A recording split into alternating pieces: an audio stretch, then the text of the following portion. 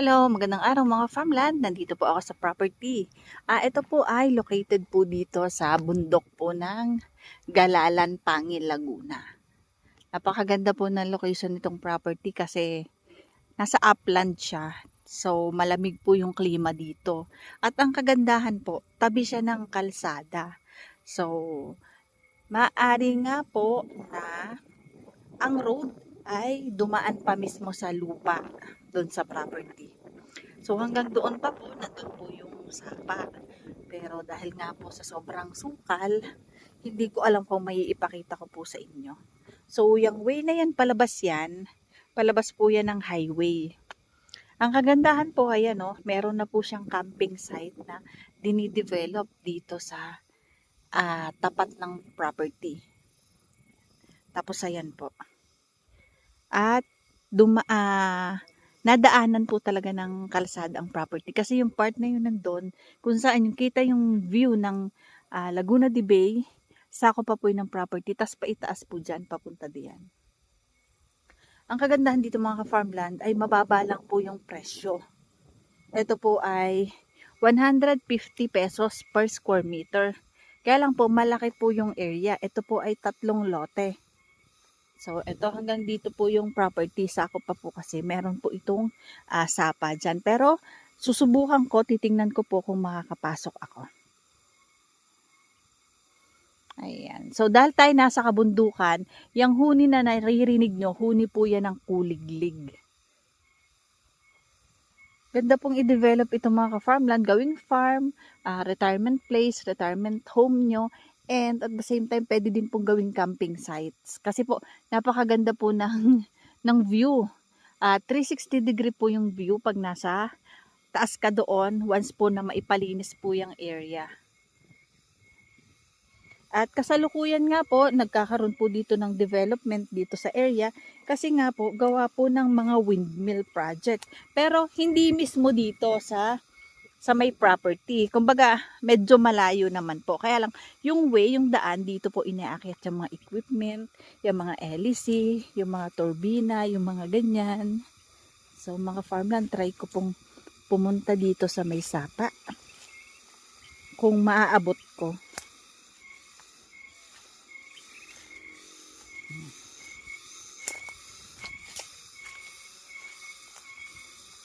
At dahil tag-init ngayon, not sure ko kung meron siyang tubig.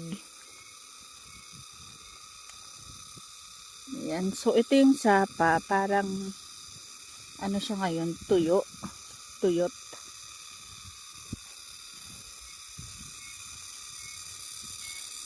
So, may bukal pala dito. Merong igiban, merong kuhaan ng tubig. Kaya lang, madumi na siya.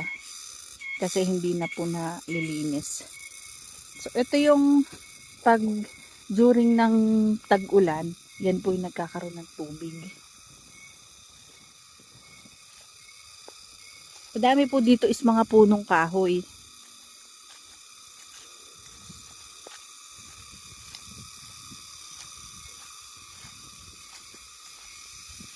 Yan. Paakyat pa po kasi doon mga ka-farmland. Hapon na. Kaya po ganyan na po yung huni. Ayan. Patay na sapa pala siya. So, every lang meron. Nagkakaroon dito.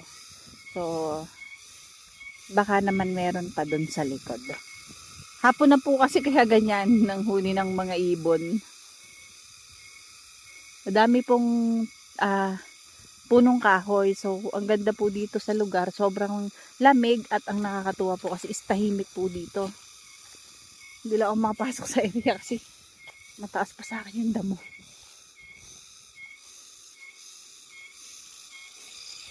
So, pataas pa siya mga ka-farmland. Papunta pa doon. Yan. Ito pa sa kabila is nagde-develop na sila.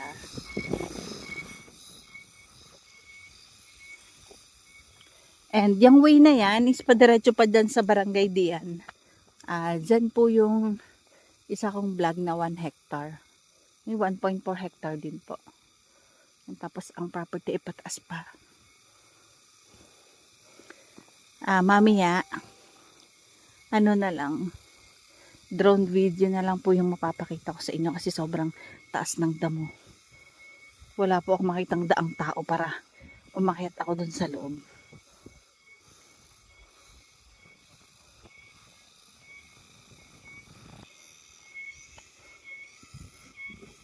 Ganda po yung i-develop. Gawing camping site nga po, katulad nga po nito.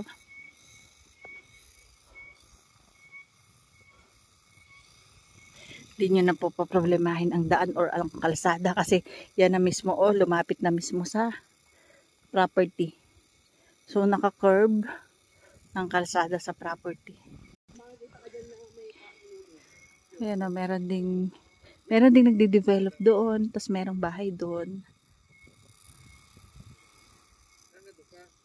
So yan o, kita nyo naman. Medyo mataas ang damo, kaya talagang hindi ako makakapasok. And pag nandun ka po sa area doon, kita na po yung isang windmill na nakatayo na. So ito mga farmland po ay 5 hectares po na 3 lote at 150 pesos per square meter.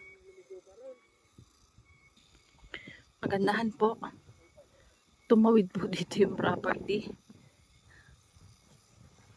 Kung saan pag nandyan ka, kitang-kita po yung Lake Laguna de Bay. Nakita ko kanina dito yung yung windmill na isa na nakatayo.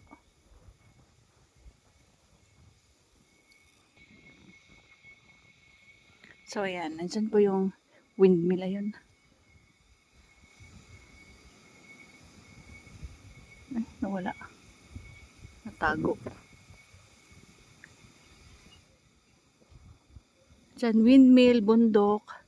And dito naman is Laguna de Bay. So ito isa ko pa ng property. Ayan, ito pong bakod is boundary po ng property. Paikot pa ganoon. Ayan, ito. Nandito yung kita yung windmill. Kaya lang dahil hapon na.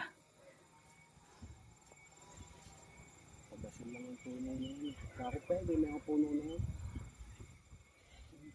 Yung bakod mo gumanin eh. Hanggang doon pa. Hanggang doon pa, pababa pa dyan. Pababa pa doon. Tupatag dito, ang gandang tayo ng bahay. Tapos ayan na po ang Laguna de Bay. Kailangan lang tanggal lang konting puno. Puto lang, hindi papatayin. Dito pala nakahanay ang mga windmill. Diyan. Kasi nandun yung isa. Ano pa lang yun, haligi pa lang. Poste. Pero ito, kompleto na.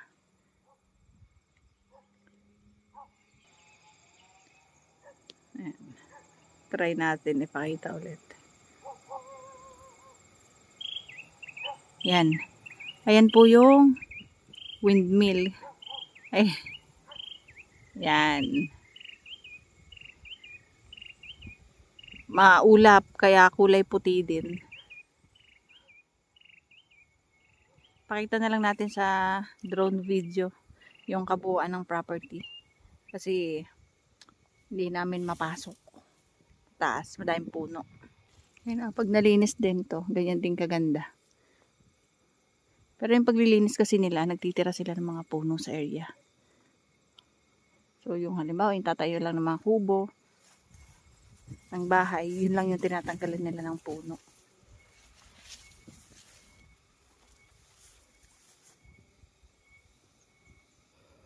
Pwede ding maging ganyang kaganda ang property pag na-develop na. So sa ngayon nga kasi, kaya po hindi pa natin nakikita yung kagandahan ng kapaligiran dahil hindi pa siya nalilinisan. So kumbaga masukal pa siya.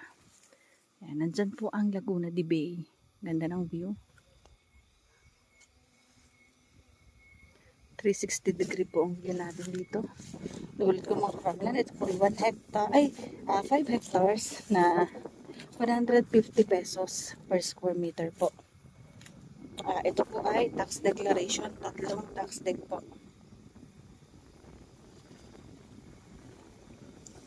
About sa negotiation, pwede na lang po sa owner makipag-usap kung magkaka-discount ka doon sa 150.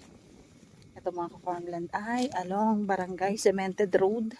Walang baha. Sobrang taas nito sa highway.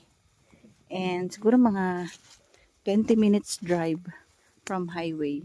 So, pag na-develop na yun mga farmland, pag nalinis na, kasing ganda na din po nung campsite na yon. Yun po kasi yon bago pa lang po dine-develop. So, kaya gaganda at gaganda pa rin po. Ang kagandahan po kasi dito sa property, is tabi siya ng cemented road. So, no need na. No need ng right of way. No need ng tambakan ang right of way. Yung bang mga ganong scenario. Yan, hanggang dun po ang property.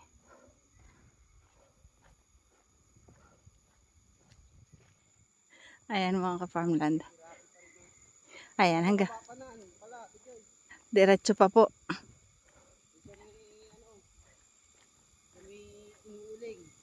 Hanggang dito pa. Oh, ayun. Laki ng frontage, mga nasa 200 meters frontage po sa road. So, ito po ay pababa. At ang kagandahan po doon, may signal ang cellphone at internet connection. Ayan, ang ganda po dito ng view.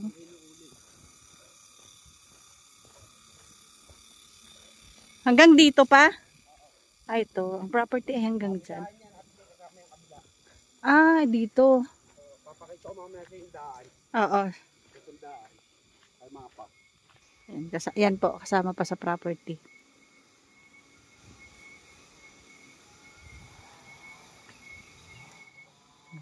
So, paano mga farmland?